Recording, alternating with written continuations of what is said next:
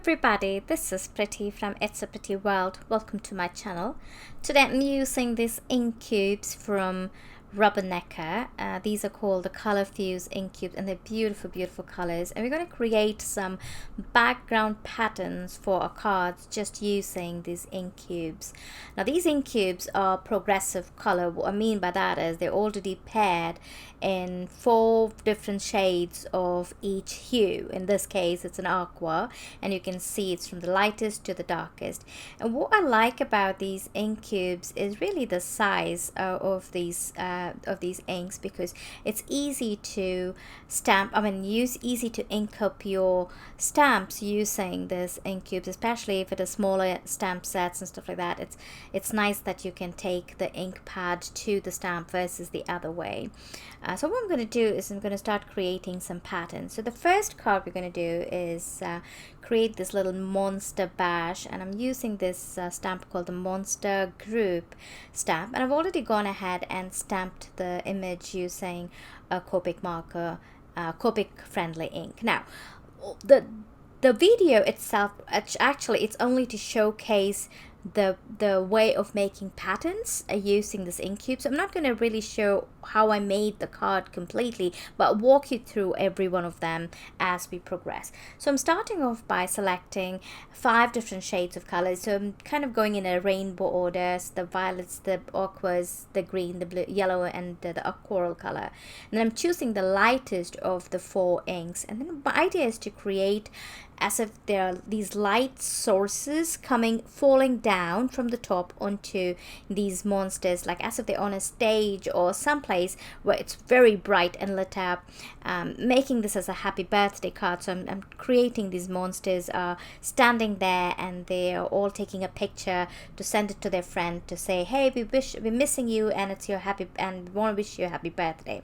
So as you're adding this color, what I'm doing is I'm lightly using my hand to drag those colors down, making sure that the heaviest of the ink is right on the top edge of the cardstock. And I'm also adding a little bit at the bottom of the monsters. Now as you come closer to the monsters on the top, lift your hand off the paper, and that will make sure that the ink lightens up towards the edge. And I'm going to do that in all the different shades of the colors that we picked up. You can see it just go heavy handed on the top, and as you come close to the edge of the monster, flick your hand upwards or move it upwards.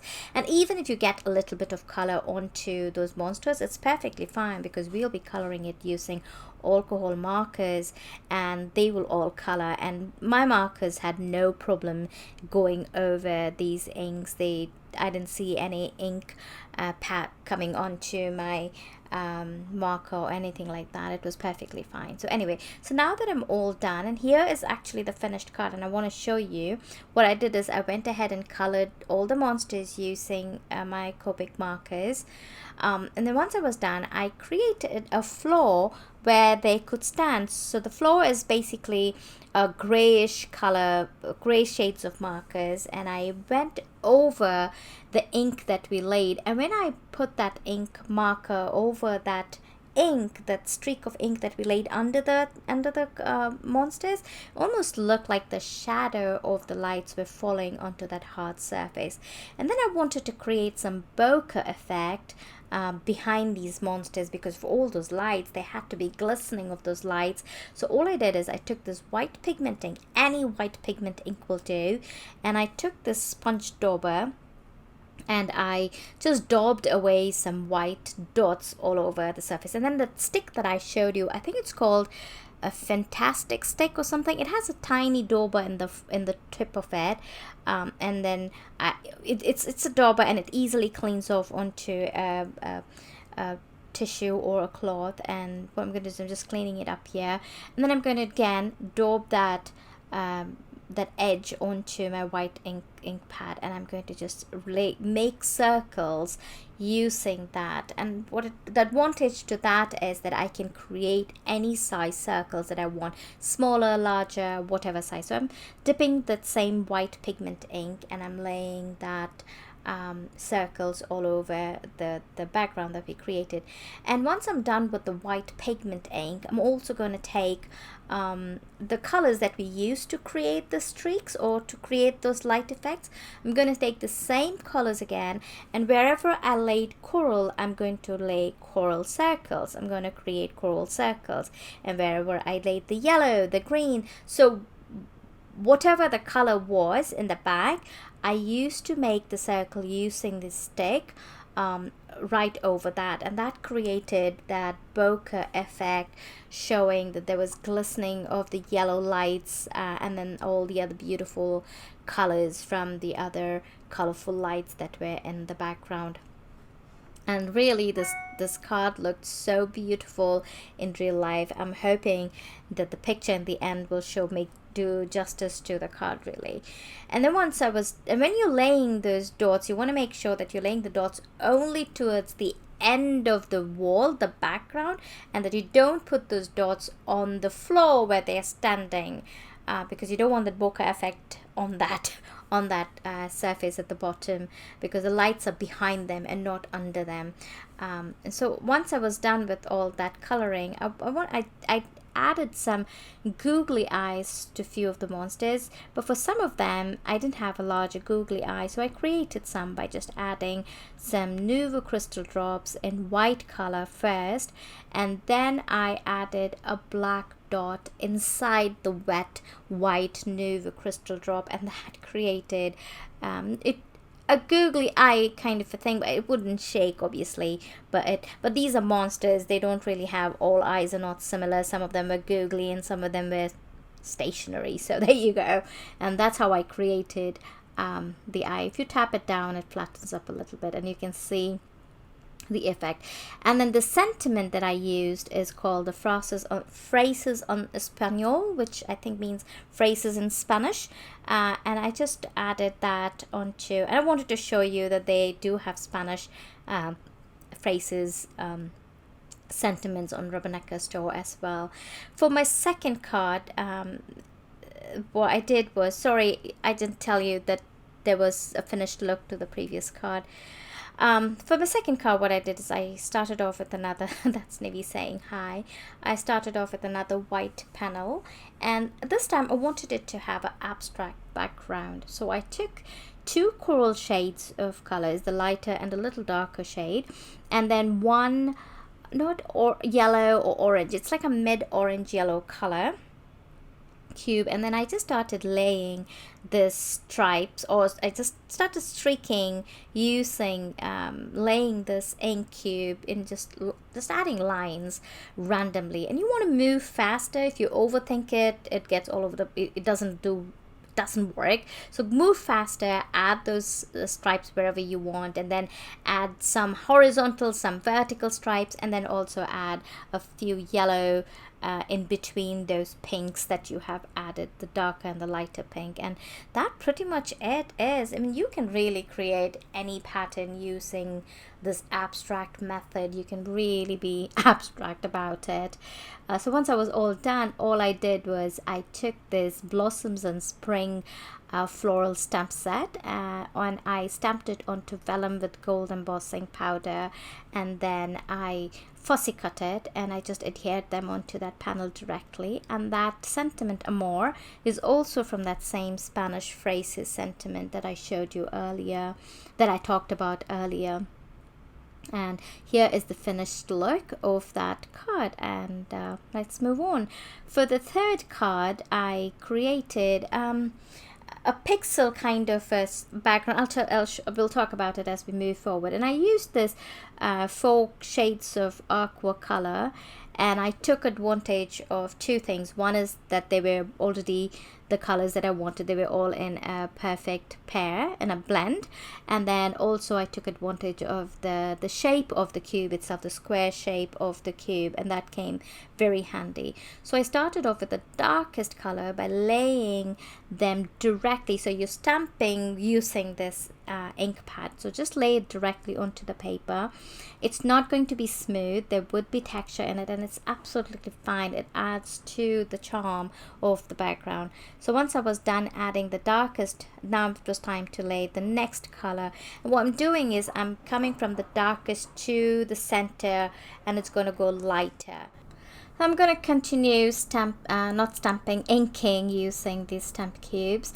Again, as I said, I'm going to start from the darkest on the edges, and then as I move to the center, I'm going to start stamping it using the lightest ink. And once I'm done with all the 4 colors, then it's time to just see what places I want to fill up and what colors I want to use. So some of the places I use the lighter shades, some places I use the mid-tones, and some even the darkest one. And then when I was done with all that, and you can see the pattern is all complete, it was time to put the card together. And for putting the card together, I used 2 different rectangle dies. One was a cross-stitch rectangle, nested rectangle die, and the other one is this just plain nested rectangle die. The nested one, I used one of them to cut that pattern paper, and the other one I'll show you later. For this cross-stitch pattern, what I did is I did not use it to cut this white cardstock. In fact, I used it to emboss that cross-stitch pattern onto this white cardstock. So I just put it on my white cardstock and sent it to my machine using the embossing plates. And then when I was done, I cut the center where I did the cross-stitch embossing using another rectangle die cut to create that frame. So that gave this beautiful border of cross stitch around it. And then I also used the stamp set, I think it's called Springtime or Fragrant Blooms, Fragrant Blooms. And I stamped that in different colors, yellows and pink shades, and I put them on the corners, and that completed that card. And now for the final card. This is a beautiful, this I had a lot of fun. You can actually make all kinds of patterns using your ink cubes. You can make waves using blue colors and add some fish and things like that. You can add stripes. You can create plaid. In this case, I'm creating a wood grain texture. Now, the material of the ink pad is cloth, so the cloth always has texture in it already, and we're going to make use of that texture. We're going to make use of the square shape of the ink pad, and we're going to start off by just dragging the lightest of the gray shade onto a gray cardstock. So I started off on a gray cardstock. I didn't want a very stark white background. I wanted this to look like a weathered wood, and that's the reason I used a gray cardstock versus a white cardstock. And then after I laid the first layer of ink using just dragging that ink pad, I took the edge is such a straight edge of these ink cubes. It was perfect to just draw lines into that wood pattern that I'm creating. And when I was done adding the lines using the same lighter shade, I took the next dark shade and I drew the same, using the same straight edge of that ink cube. I started drawing in some straight lines. This kind of gave a contrast between 2 panels of wood. So it just showed that they were actually boards, wood boards, laid one beside the other versus just something floating in the air. So it's just as not one piece of wood, but they were boards of wood put together. That was the idea. And then I took the lightest one and I just kind of created some wavy lines in between those panels to give the grains, the wood grain effect. And there you go. And then once it was done, I created this wreath using It's Springtime stamp set. And I stamped yellow and coral colors, and I chose those colors purposely because I was in my mind, I'm thinking Spanish, and when you go to Mexico or to Spain, these colors are very vibrant. The houses, the marketplaces, yellows and reds are very, very like the most obvious colors. They're more visible colors there, and they look beautiful, and I wanted to keep that. And even the sentiment says hola, so I wanted to give it that Spanish flair to it, and it worked well with that weathered wood look. And also it does lighten up a bit. These inks do absorb into the paper and lighten up, and they look even more beautiful. And that's the finished card.